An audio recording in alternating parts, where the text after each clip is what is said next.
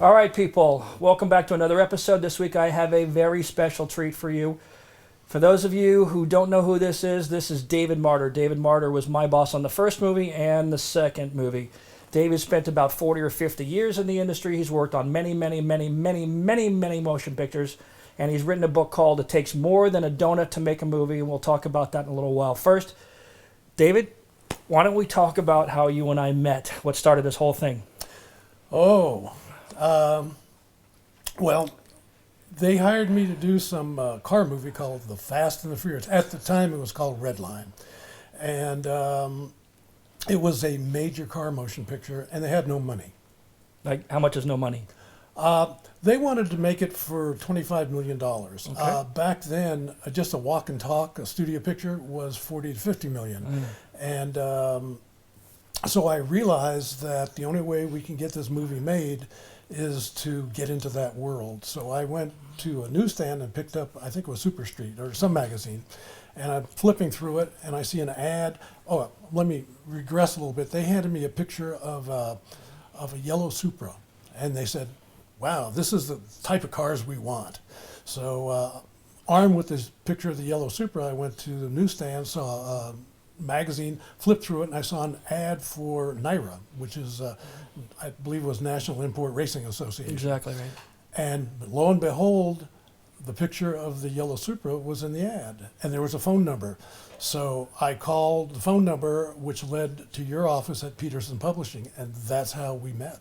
Right, and then you came up to my office? I came up to your office, and as I walked through the door in your office, there's the yellow Supra, a picture of it on the wall, and you know, the planets aligned because you own the car.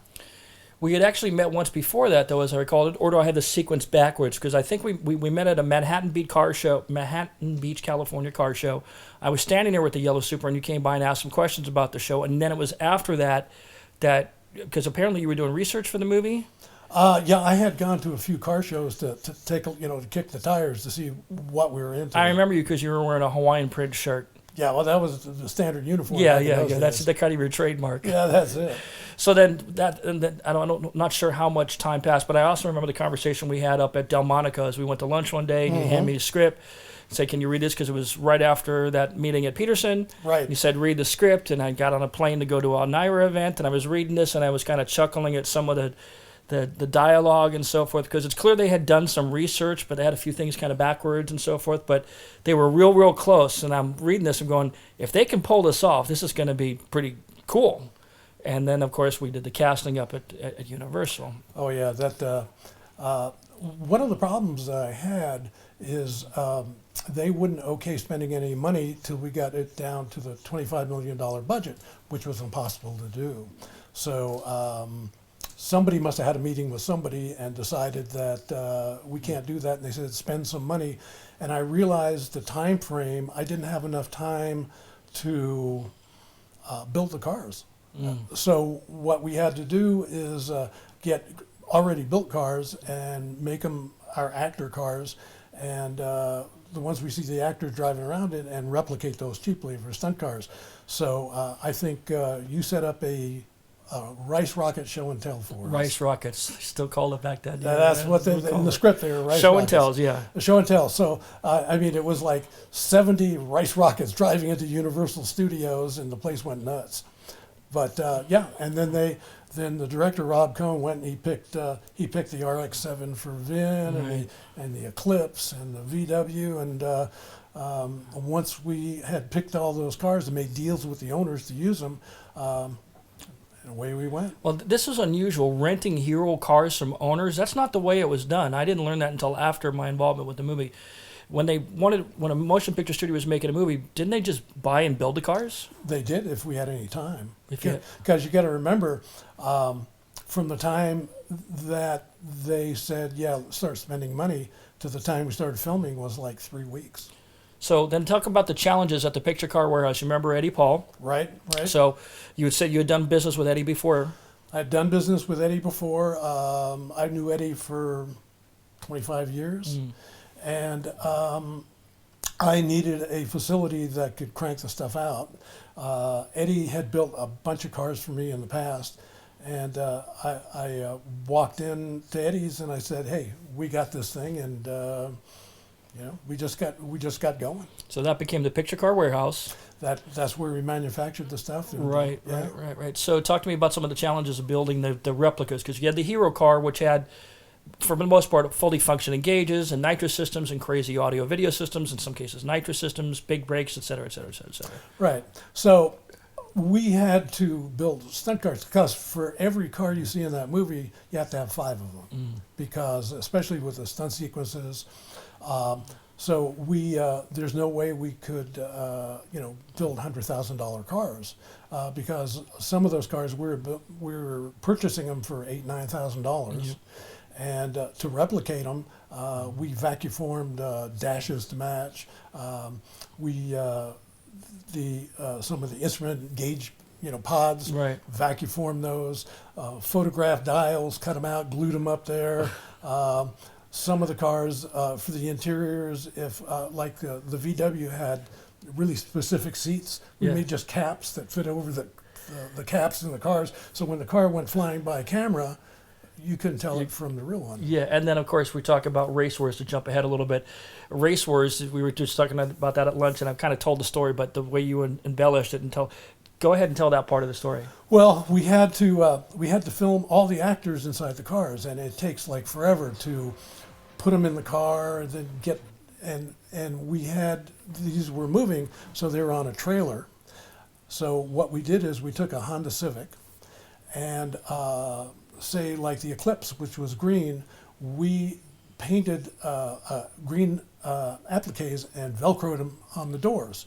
So when the camera shot through, because the camera has no depth perception, so when the camera shot through, all we saw was part of the door and the door frame. So we just made a thin plastic applique with Velcro, painted it green, put it on there, and then whatever we saw inside the car, like a gauge or a dash, we just kind of put it up there, and we filmed it. So, and then when we got into the next car, we did the same thing. Different color applique, different headrest, different this, different that. So instead of taking 2.5 days to film all the people in the cars, we filmed it in about 4 hours. So the way you explained it to me at lunch was like when we were doing the Race Wars scene, Johnny Tran versus the VW Jetta. We're mounting the car in a trailer, we're talking about the MIC-rig shells, right? So we've got a shell of a Honda Civic, okay? And then what we do is to make it look like it's an S2000 or an Eclipse or a Jetta, we just put the right color of the exterior cars, panels on there. Like there's an actual photograph I have of a black MIC-rig Civic with a white applique on the door to make it look like the Jetta. Right. And then, of course, the secret has been out now for some time that we've used a red steering wheel cover, which you got from Pep Boys, right? That the seats were fake. You could see, if you look behind Jesse's head, you can see that it's a 4-door Civic, and you can even see the wing that was on the Civic through the shot. And the same thing on the S2000. So we use one car to film everybody. One MIC-rig car to film everything, and you just pop people in and out. Same thing with when you did the Eclipse. The Eclipse, we actually had a shell for the Eclipse because they wound up using that for the sliding chase, with the police chase, the yabba dabba do floors. And remember the floor pan dropping out of the car? I remember that. Oh, God, that was an argument. Hey, it's in the script. It's in the script. It's in the script. When people go, well, they wouldn't do that. Even today, friends, family, and what have you, or my wife, were watching television, and they'll go, well, they wouldn't do that. Why do they do that? It's because it's in the script. It has to be entertaining. Yeah, so it's not based on reality. I've been telling that story for 18 years because it used to be getting hate emails. Why did they do this? That's not real. Yeah, we know it's not real, but people who really know about cars were not the target audience. It was the people that didn't know about cars. It was an action movie. Because I used to get I would get the same question. I'd be on a plane flying somewhere, and I'd be reading a script because I was going to location, and somebody in the seat next to me, we'd get in a conversation, and they would go, well, you guys don't make movies like you used to, and the thing about it is making movies is a commercial venture. They make it to make money. Yeah, that's it. And so I think you brought up a good point on the original Fast and Furious. It did like $40 million in the first weekend, which was astronomical. But it wasn't 20,000 people spending $2 to go in the movie. It was 10,000 kids going to see it 10 times. And so it's a money-making operation. Sure, and, and as well it should be. I mean, I don't know any company who's in business to lose money. No. But we were talking about earlier, it's become this nostalgia now because the movies have now in the franchise have deviated so far from the original storyline, but they're making way more money, which we get. But the nostalgia, I mean, that race, for example, between the Supra and the Charger, it's a classic. I mean, we're talking like American Graffiti kind of classic because you got the guys who drive the ricer cars, as people call them, with the JDM, the Japanese style cars, the tuner cars, and then the muscle car guys, because those guys fucking hate each other. Oh yeah, they did for a long. They didn't mix well at car shows for many years. Now it's been a blending, but back then it was oh my god, a Charger's going to smoke that thing, and I did a video on that. We talked about that a little bit at lunch, but talk a little bit about what you know about the Charger in case I've missed anything. Well, the Charger. As I said, we have no money. We had no money for this. So when we bought the Chargers, the one scene in Vin's garage where we see the hood off, I rented that engine. Yeah, Chuck Nelson Racing Engines, was that the guy? Yeah, that was it. Yeah. We just put it in for one shot, and as soon as they said cut, it went back, and just the stock engine was in it to make everything. To make everything match the big chrome air intake on the top, that was just bolted on the hood. On some of the close-ups, we ran a cable from the butterflies to the gas pedal to make it work. Yeah. to work, but most of it not. In fact, there's an interesting thing when the Charger and the Supra had their big race, and the Charger did the barrel roll. When it landed. The front end mashed and the hood came up, and you could see it was just a stock engine underneath. And I'm going, oh no, man, we got to reshoot it. But the movie gods were with me. The camera angles, we didn't see that. So we didn't have to redo it. But it was cheap. A lot of people don't know that the train was not actually coming when they actually did the jump. There was no train coming. No, that was added in after. Right, it's all done with plate shots and all that kind of stuff. Right, green screen. Yep. Because they didn't have any real CGI in that, or CG in that movie. No, that movie, most of, all of the stunts were practical stunts, and as we talked about at lunch, the opening sequence as where the Civics go under Civics going under the trailer. Oh, that was a great story. Tell that story. Oh yeah, so. As I said, we had no time to do this thing, so I went to a big outfit, and they raised the trailer, right? Right, because in order for a car to go under a trailer, they had to raise it to get the and not only that, if you look really hard at that, everything that's hanging under, like the fifth wheel plates and stuff, been taken off the bottom of the trailer, so it's just flat. So we're out getting ready to film that, and everything was rush, and I realized right before they rolled the camera that I never did really put a Civic under that. I just said, raise it to this height. So you're saying that you didn't know if it was going to clear? No. Adding complexity to that was that, and I have to go back and look at the scene because I don't remember off the top of my head. But one of the cars actually had a proper sunroof that we bought. I think it was 6 or 7 Civics. Right. I figured. But one of them actually had a sunroof, and the sunroofs on those cars don't retract into the bodywork. They come up an angle. So if you had been, now I'm really curious. I got to go back and look. Did the car have a sunroof that went underneath? I think that was Letty's car, and I don't think it had a sunroof. No, it didn't have a sunroof. Yes. Okay. Yeah, but. So, I was the most surprised person on the set when that happened. It went under there, and I went, whew, because it dawned on me. I was so busy on that show, as you can imagine, with all the craziness going on. And just when they were lining this thing up to do it, it dawned on me, we never drove a Civic under that thing.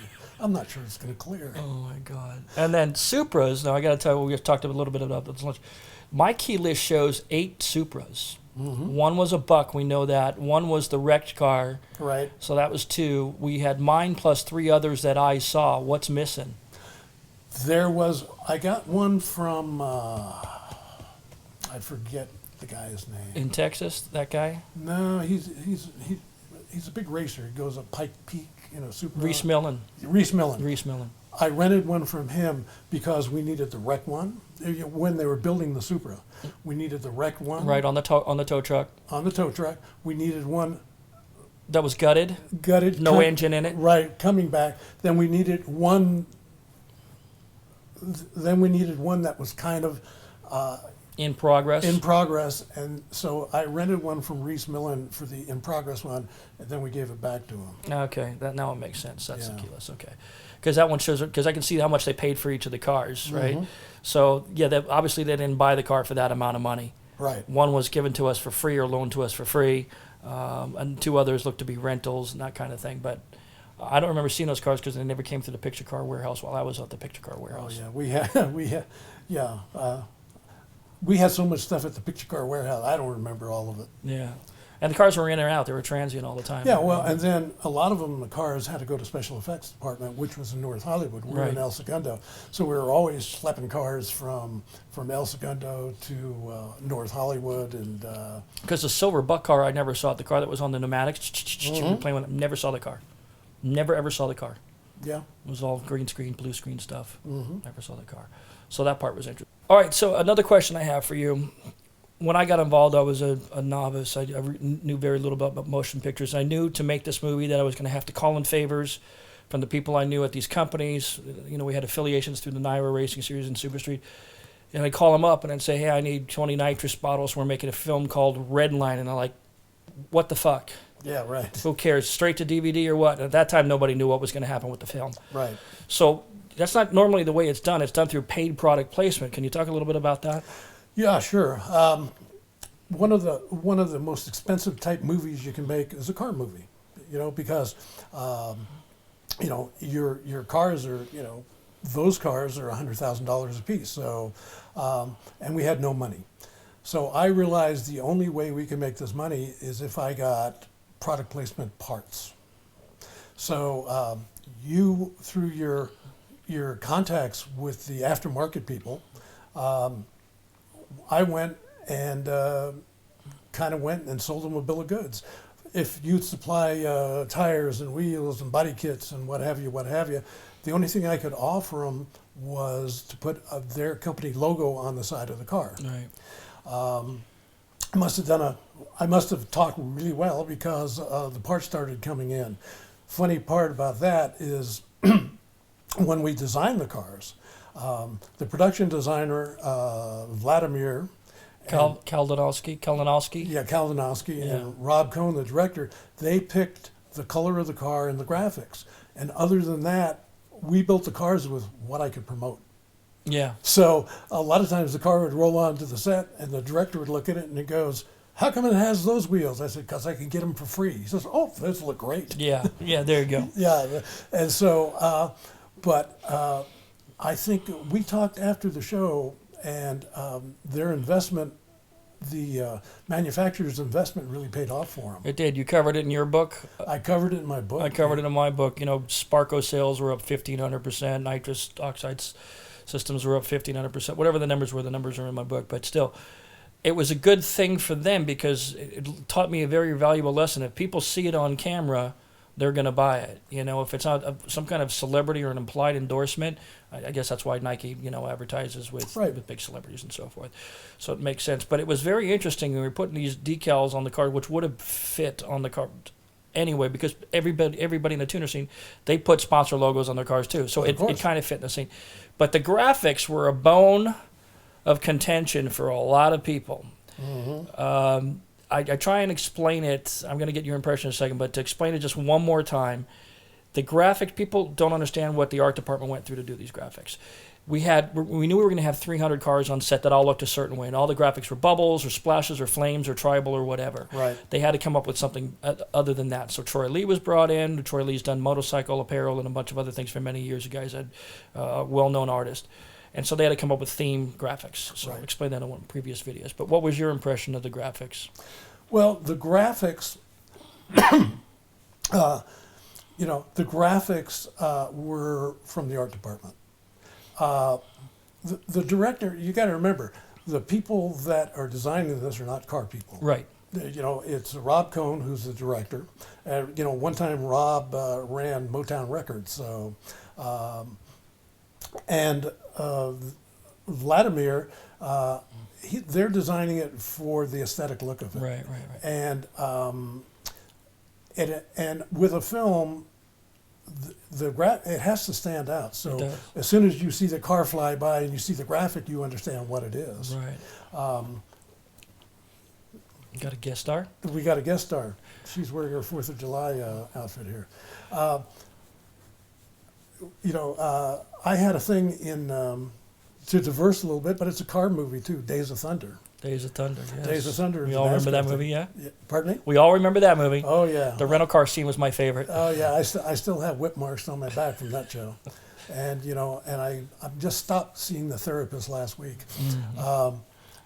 But Tony Scott, make a long story short, we had a product placement deal with General Motors, and the director, Tony Scott, said, I'm not letting those beat counters tell me what type of car to use.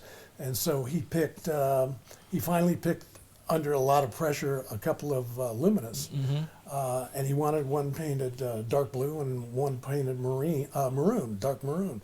And I said, and these are the cars that are running down the beach.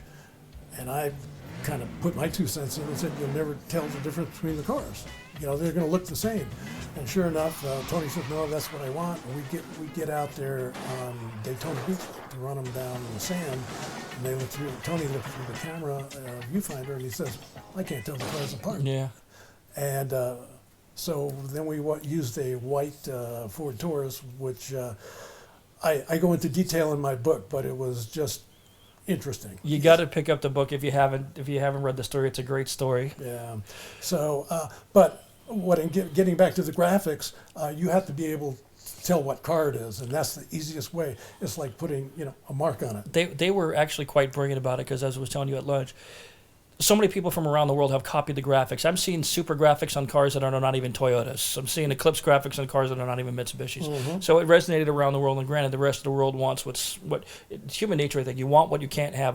That's why Americans like German cars and Italian women or whatever the case may be. But you want what you can't have. And so there was sheer brilliance in that, because if they were really bad, and just objectively, then nobody would want it. But there was another piece of brilliance that they used. I think it was Erickson Gore who was the DP on the picture, right? Erickson Core, yeah. Core, sorry, I keep saying Core. Erickson, they came up with a saturated look where they put basically warming filters on everything. And what they never realized was going to happen was that people who are trying to replicate these cars can't figure out the fucking colors. Because with the warming filters over, everything looks different. They're going out buying Kawasaki green to repaint the Eclipse, and they say, well, it looks different than it did in the film. Well, yeah, because, the DP, before you ever start shooting, you have your color palette. These are the colors you can use in the show. And a lot of times, the background is kind of a muted color, so your principles pop out. And so, yeah, that was all planned. That was all planned. Yeah, there was brilliance in that. I was interviewing John Lappin, the owner of the Eclipse. Mm-hmm. He said, that they took that car when it was silver, and he said you can paint it any color but green. 2 weeks later, he sees the car is fucking green. Yeah. But he kept it like that until he sold it. Yeah. So. Well, green is silver in some other language. Yeah. But yeah, all the cars were primary colors. You had the red car, the orange car, the green car. You had Mia's Integra, which was like an aqua blue green. Mm-hmm. And then, of course, the villain cars had to be black. That's just what you do with villain cars and so forth. Right. So they were running out of colors. Well, the Civics. I remember we went through all kinds of stuff until we found front clips that kind of looked like big mouth bass. Yeah. And Wings West. Yeah, that's Wings Scotty's West. company. Yeah, Scotty's company. Right. And we went through just to give them that nasty look. Yep, that was okay. Yeah. Because the Wings West stuff became very, very popular after that, as you could probably imagine. Yeah. Everything did. Of course, not a lot of those companies are now out of business. So. Well, times change. Everything changes. Everything changes. So why don't we switch gears and talk about Too Fast, Too Furious? Yeah. So Too Fast, Too Furious. I had just about wrapped up doing my services to Universal. They had me on promotional tours with Paul, and doing international with the DVD home theater and the ADRs and all that kind of stuff. So by the time that paycheck ran out, I get a call from David Marder. David Marder calls me up and says, are you ready? We're going to do another one. You should have hung up. And so we go up to, I get called into a meeting with Scott Stuber. Singleton is sitting down from me. I think Ted Mosier was there, as I recall. Yeah, Ted was there. Ted was there. You were sitting next to me on this side. Singleton was... It was the marketing people. Yeah, and Scott Stuber, the VP of the studio at the time. Yeah. He was at the head of the table. So we're going through the car list, just like we always do. What kind of cars are we going to use? And they start talking about a Neon SRT4, and of course I lose my shit. And there was a great scene, and it was what was in that movie? Red October. Mm-hmm. James Earl Jones, where Alec Baldwin is talking, and he just goes off on a tangent. And James Earl Jones grabs Alec Baldwin's wrist like, shut the fuck up. You did the exact same thing to me. I'll never forget it. I remember it. They asked you what, I think it was Singleton asked you what you thought about it. And he says, like putting lipstick on a pig. It's still a pig. and the marketing people had set up this like $5 million promotional deal, and they're freaking out. And, but Singleton's goes, how did he put it? Says, I don't want no booty ass shit in my movie. If this is booty, I need to know. Yeah, exactly. I love that guy. Yeah. Yeah, he just passed away lately. I did a tribute to him on my Instagram. Yeah. He was a very nice guy to me. Nice man. I'm nobody, and he treated me like somebody, and I appreciated that from him. So good guy. He's a good guy. Good guy. So then we get into making this fucking thing. So we start off at the Picture Car Warehouse in El Segundo again, thanks to Eddie Paul. Well, the thing is, they're going to film in Miami, Right. but all the decision makers are in L.A., so it makes no sense to go to Miami and building cars because you don't know what you're building. And that movie, on the first Fast and Furious, we had no money. And as I said earlier, we'd build the cars with what I could promote. The second one, because the first one was such a hit, now it was designed by committee. So,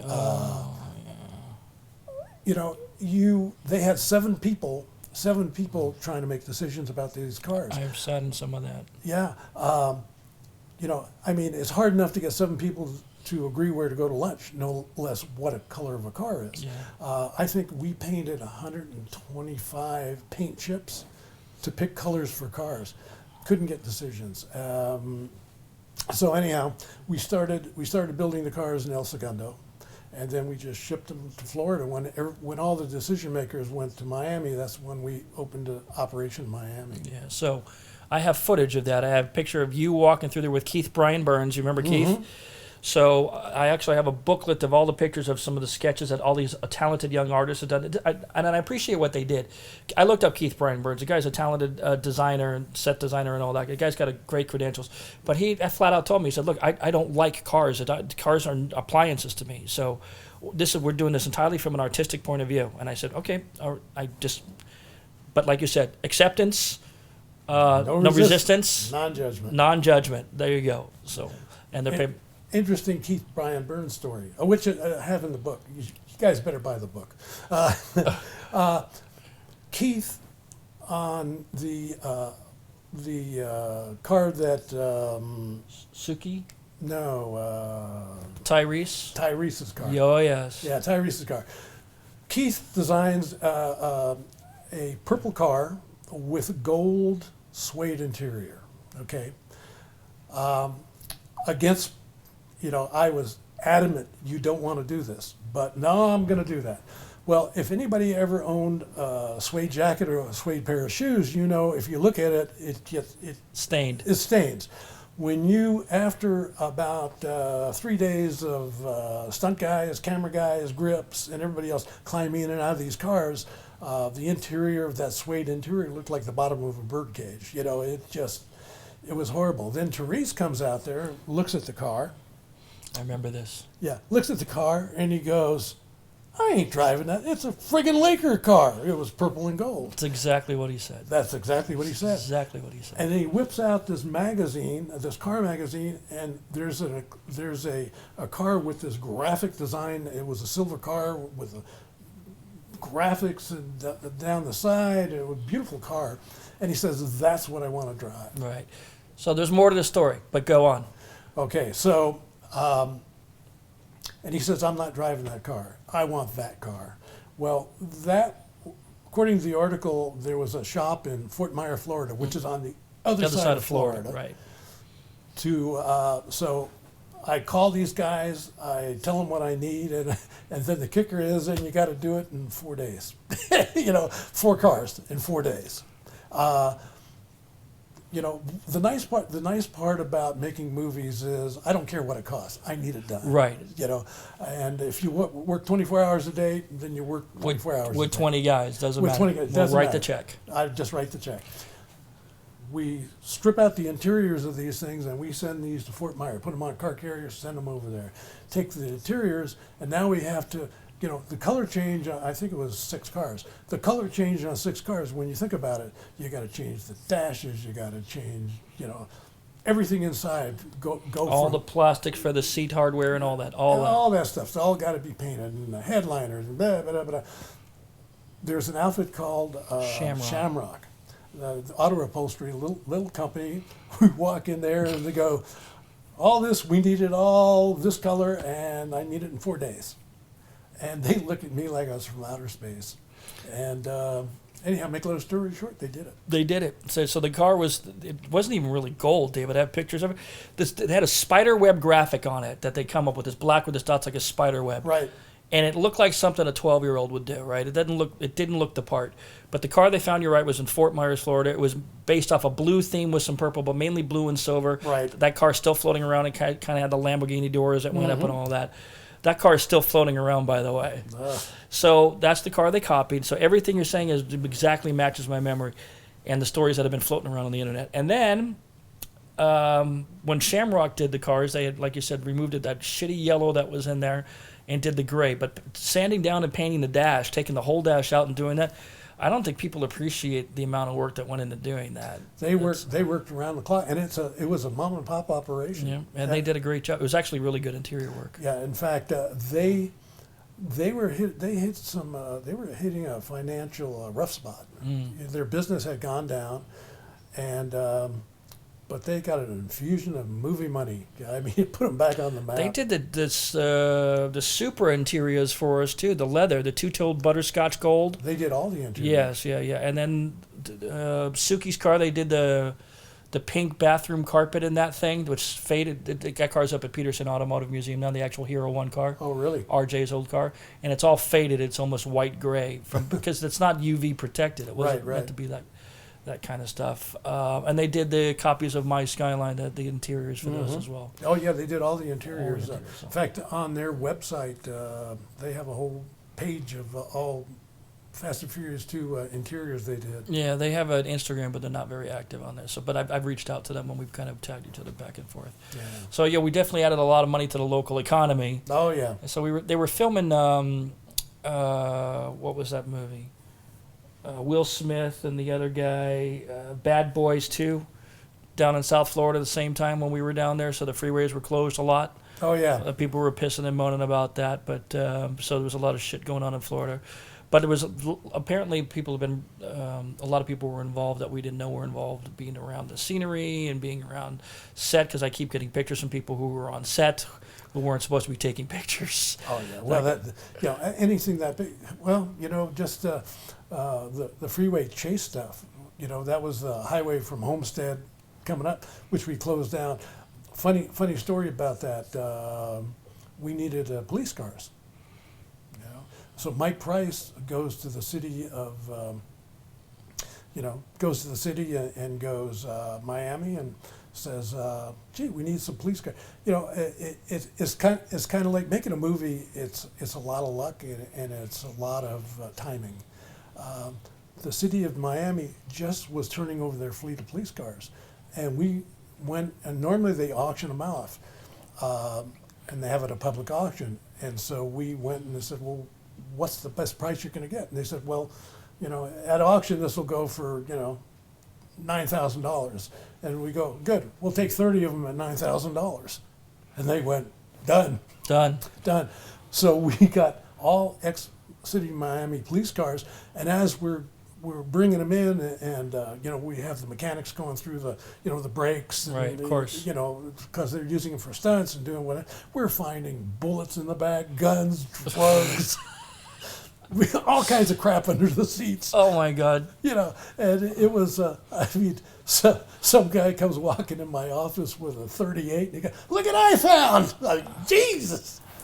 Wow. Well, the drugs would explain why these guys got the work done so fast, because I have video that you'll see, but we had more police cars, I think, than Miami did at one point. Oh yeah, yeah. Well, the funniest thing, it's funny what sticks in your mind.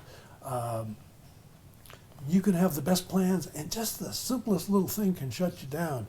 We have all these cars from all over the place. We're in there, and we have a big problem: lug nuts. Think about it.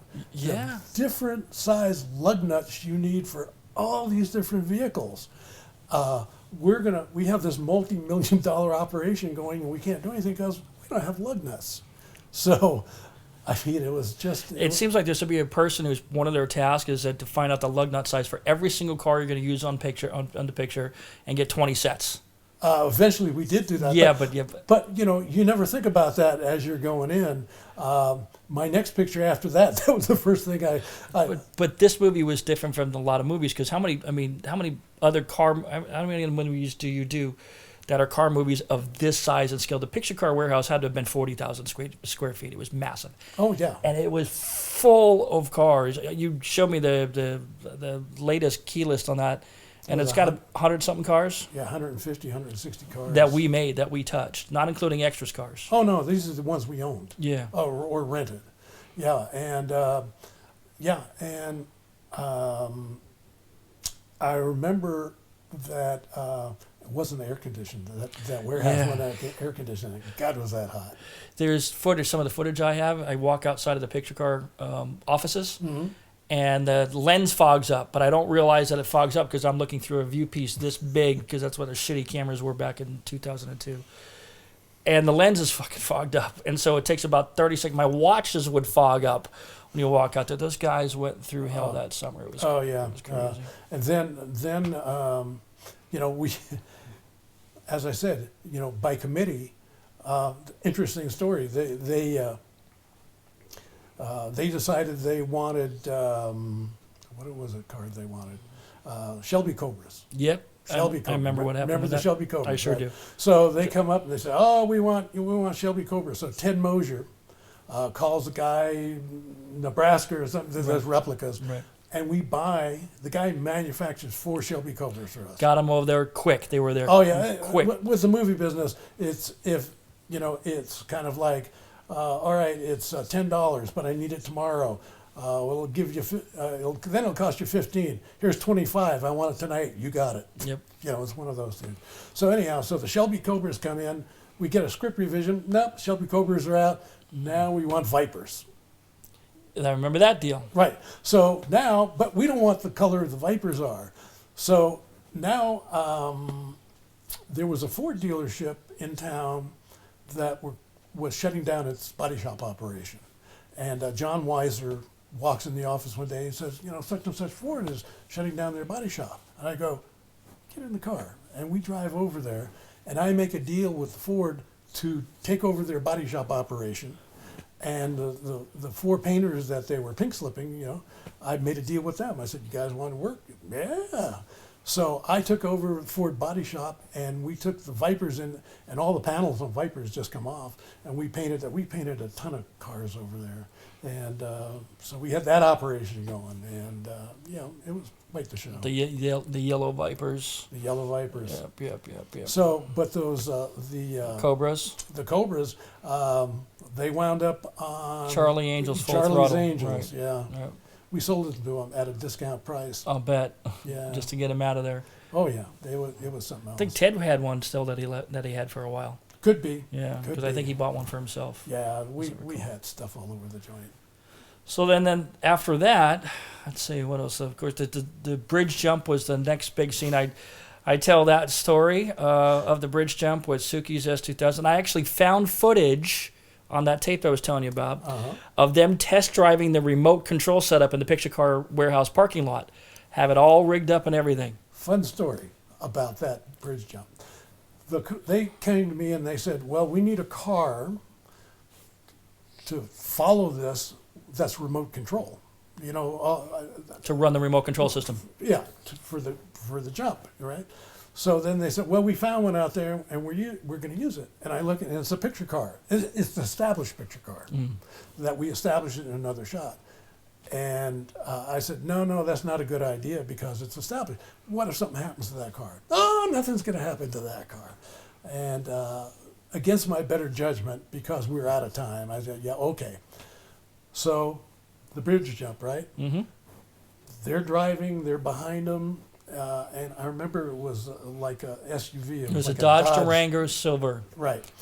And they're following it. They do the bridge jump. Well, the thing goes up, and the guy driving the Dodge Durango, boom, Doesn't quite. He goes up the ramp that we put on top of the bridge. We had a Right. ramp. and goes down. I have pictures of it. Yeah. So, anyhow, so then that picture car has to work at a trailer park. The trailer park scene. So it was the same Durango. I actually got that question. I said, I wasn't sure. Oh yeah, we patched it up enough to do it. But you know, that Dodge Durango was I bought it off a lot. It was for export. It wasn't legal in this country. Oh, really? Yeah, I found an outfit that in Miami that got all these export cars from General Motors and Chrysler. And you could buy them, but you couldn't register them in this country because they weren't legal. Oh. So, yeah, that was that. Just, you know, making movies is just, you know, one foot on a banana peel, the other out the door.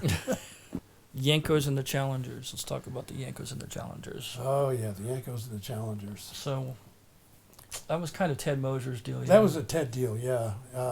I know Ted built those things, and I know we had a big hookup with Year One. We did, yeah. Yeah, we got a lot of parts in that, and you know, it just that was more Ted's deal. I said, "Yeah, go." But speaking of parts, we had to build a cage in the warehouse. I have footage of it. I actually have shots of your son Jeff Right. working in the cage doing the inventory.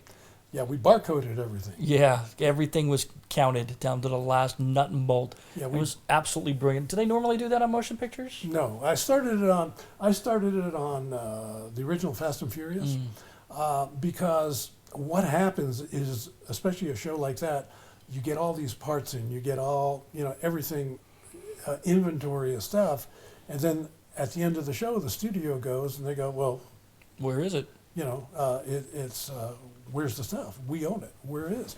And you know, these shows, then it's always a big hassle. So I went to Universal and I said, you know, I want to come up with a barcode system. Well, they thought, well, that's a great idea. So at the end of the first Fast and Furious, they came in and they wanted to know where all the inventory was.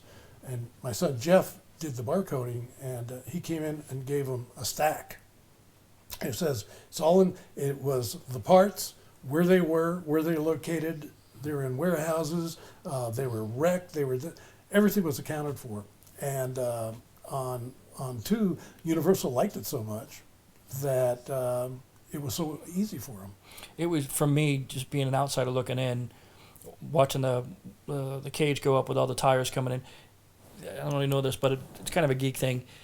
When the UPS truck shows up for a car guy, we're listening. It's like fucking Santa Claus on the roof, okay? The chimney bell, the sleigh bells and everything, that's what it's like. Because something cool is coming in. So the day all those carbon fiber nitrous bottles came up to the picture car warehouse at Eddie Paul's, I have shots of that where the guy's on the floor with all these 24 nitrous bottles. Oh, yeah. I was like, oh, man, that was a good day. It was kind of cool. Oh, yeah. Because getting parts for the second movie was easier than getting parts for the first movie. Well, getting parts for the first movie was like, we had to do a sales job. Yeah. Because they didn't, you know, basically it's me walking in there saying, this is what I'm going to do, and convincing them that they wanted to do it too. The second movie didn't have to convince anybody. In fact, the second movie, I remember you talking to vendors and going, no, we got enough of that. We don't want any more. APC was one. They were trying to give us trinkets and trash, and we had to. I think they wound up working out a deal with Universal where they actually paid money, but Everybody else, I saw invoices. We did pay for some stuff, but we got most stuff at cost, dirt cheap, because I know what the wheels cost and what we paid. But Right. but the product placement deal was a whole nother deal. Putting stickers on cars, people were giving us product, and I literally had checklists where I had to go and check the cars to make sure. Oh yeah. Because we had the Modern Image guys putting decals on cars on call. They were there. Oh yeah. The Neon guys were on call. They were there. And that was a big problem. Do you remember the big stink with the Tyrese wheels on the Eclipse? He wanted a certain set of wheels, those chrome wheels, and it was a big fat bill because they weren't going to give us the wheels. Oh yeah. The guy who ran that that company's still around. But I think we ended up paying that, or he ended up paying it, but it was a big chunk of money. But it was completely different now that the franchise had taken off. Oh, people were throwing stuff at you. It was good. And then after the movie, the cars went back into the warehouse. Yeah, after the movie, everything went back in. The stuff, in fact, that list that shows where everything wound up. Yeah, it went back in, and after the second Fast and Furious, I had enough. You're done. Done. Interesting story, which I have in my book, about when they called me. Andrew Fitterday called me, who was the production exec on the second one, called me for a meeting at Universal about the second Fast and Furious, and I think Mike, what the hell's Mike's last name? Line producer, I forget. Michael Fottrell. Oh, Mike Fottrell, yes, Yeah, Mike Fottrell. Yeah, Yep. Mike Fottrell was the line producer. He was in the meeting with Andrew, and we had it at Universal. And they said, we're going to do Fast and Furious 2, and and we want you to do it. And I went, okay. And they said, we want you to kind of like oversee, transportation and picture cars and kind of deal with stunts. We want you to be the production supervisor on it and just oversee all that, So I went, fine. And then Andrew goes, well, how many people? He said, I don't think you have to take anybody from LA. They have plenty of qualified people in Miami. Well, the Teamsters of Miami are notorious, and there's no qualified people down there to do a movie of that size. So Andrew goes, and I realized now I've been management for 2 minutes, and I'm ready to have a fight with upper management. Mm-hmm. So I mentioned the fact that I don't think they're qualified, and I get this thought. And I said, well, you must know somebody that filmed in Miami. I'll give him a call. So Fottrell's there, and he goes, a friend of mine just got back from filming in Miami, got back last week.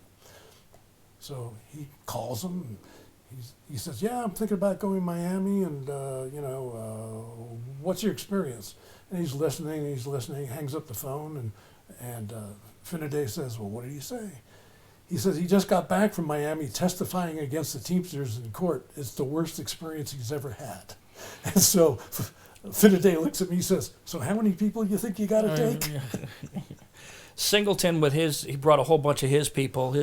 He like he was talking about at lunch, people like to work with people they know and trust. Right. So you develop these relationships over many years of doing this, and you've got your crew, your group, your posse. Right. So there was a lot of that. So you could definitely see the mix, right? You could tell that the John Singleton's crew and the picture car crew were kind of two separate things, but miraculously it all gelled. It all worked. It always does. It's just amazing because everybody's united in a purpose. And to me, as an outsider watching this, I was expecting like fighting because it's the West Coast versus the East Coast, or this group, this posse from this guy versus this. It's like you got best friends in high school. Well, you got to remember the Singleton and his group. They didn't do car movies, the Boys in the Hood. Yeah, a little bit. That's what I mean. And they did genre. urban type pictures. Part of the problem, like with Keith Brian Burns, he didn't do car movies, so he didn't know that you don't put suede inside of a car. It's okay. It's okay. But what I found on every film, what you think it is going in is not what it is coming out. Because making a film is just problem solving. Every day is a problem, and then you just got to deal with that problem. Yeah. Until you finally work it on out. And so the stress and strain, it just kind of rubs the rough edges off, you know, and you get to work together. But you feel like you accomplish something every day. At least that's the way I felt every day. So every day there was some other problem. We can't get more neon. I mean, one point we ran out of green neon and had to switch to red or whatever it was on the Supra. And nobody noticed in the movie, but today people was writing me hate email like, "What the fuck are you people doing?"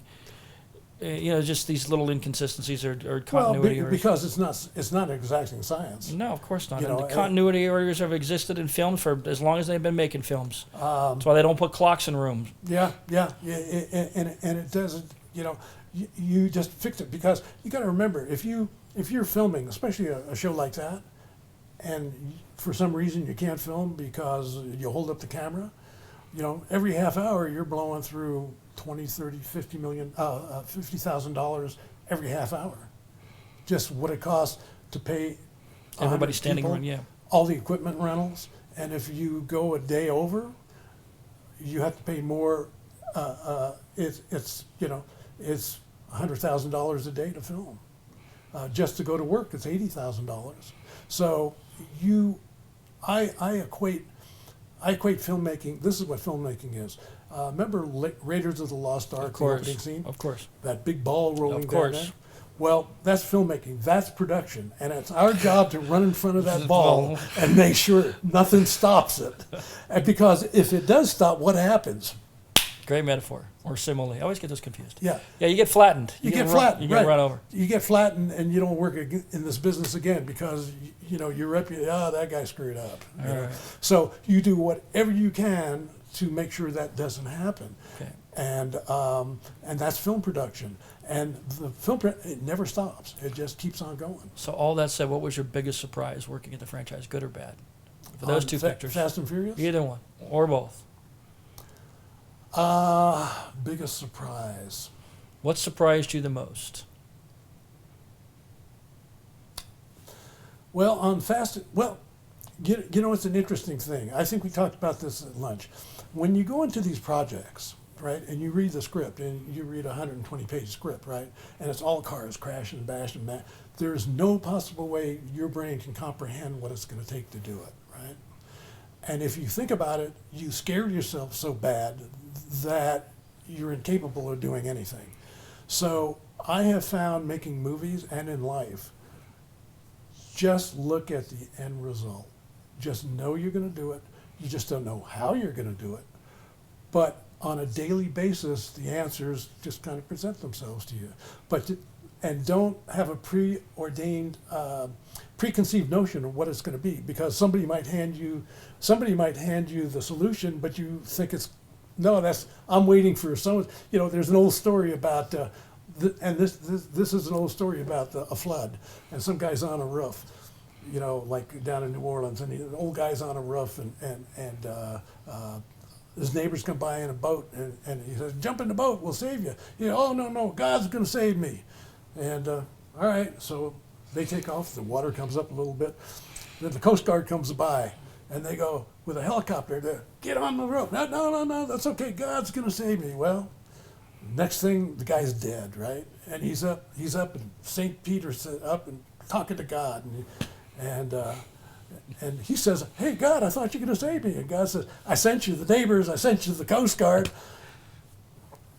You know, and that's it. That's it with making movies. You know, just don't have a preconceived notion about how it's going to work out, because what I found, it's not a direct path. It's always here, and then it takes you here, and it takes you here.